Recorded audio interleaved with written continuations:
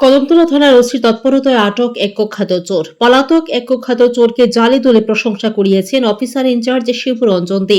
কদমতলা থানার officer in charge শিবরঞ্জন দে গোপন খবরের ভিত্তিতে দক্ষিণ কদমতলা এলাকায় অভিযান চালায় এবং এই দীর্ঘদিন থেকে পলাতক ফারুক মিয়া পিতা আলাউদ্দিন নামের এক কুখ্যাত চোরকে আটক করে পুলিশ।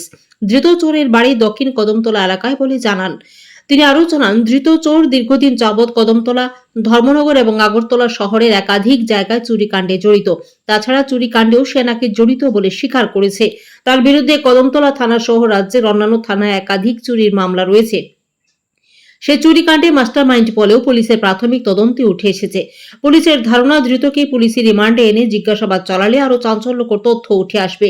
তারই ভিত্তিতে আজ বুধবার ধৃতকে পুলিশি রিমান্ড চেয়ে ধর্মনগর জেলা এবং দায়রা আদালতে সোপর্দ করা হবে বলেও জানান কদমতলা থানার এএসআই উদয়ন রিয়াং।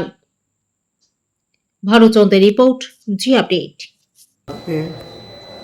আমতলী থানাতে মানে ইনভলভ আছিল, ওইখানে চুরির সঙ্গে জড়িত বিভিন্ন জায়গাতেই আছে তার ইয়েতে।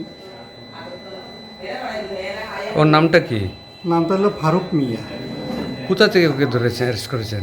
তাকে তার বাড়িতে দক্ষিণ কদমতলা ওয়ার্ড নম্বর 6। মূলত কোন কেসে ও আসামি? আমি অ্যারেস্ট করছি, আমার ওইখানে একটা কেস হয়েছিল চুরি কেসে, তারে কোন জায়গায় অ্যারেস্ট করছি। কোন জায়গায় চুরি কেসটা হয়েছিল? কেস হয়েছে কদমতলা থানাতে কেস হয়েছে। কেস নম্বরটা কত? Case number